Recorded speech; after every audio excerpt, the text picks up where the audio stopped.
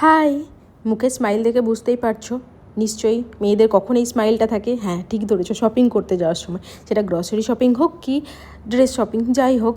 তো চলে এসেছিলাম আমাদের সামনে এক্সিস মলে, কিছু টুকিটাকি কেনাকাটি বাকি ছিল। হ্যাঁ, কিছু একটা আছে সামনে ইভেন্ট, তো তার জন্যই কেনাকাটি করছি, তো সেটা জানতে পারবে। তো চলো এবার যাওয়া যাক, সামনেই চোখ পড়ে যাওয়ার পথে এই জুডিওতে, তাতে কালেকশান থাকুক কি না থাকুক এখানে একবার ঢুকতেই হবে।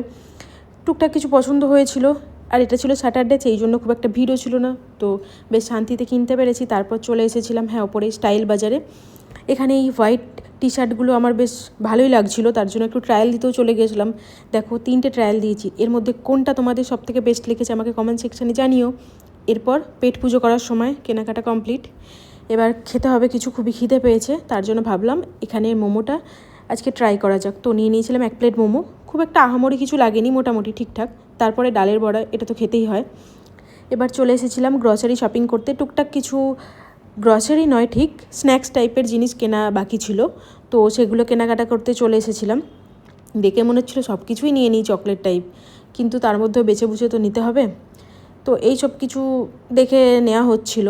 তারপরে এসেছিলাম এই জায়গাটা, কাপ নুডলস, এগুলো কার ভালো লাগে? আমার তো যে কোনো নুডলসই খুবই ভালো লাগে, সেটা কাপ নুডলস হোক বা ম্যাগি হোক যাই হোক। তো এবার কমপ্লিট গ্রসারি শপিং। এরপর গিয়েছিলাম একটু লেন্স কার্ডে, একটু চশমা দেখার ছিল, তো সব কিছু সেরে বাড়ি চলো এবার রাত্রে বিরিয়ানি খেতে খেতে টাটা।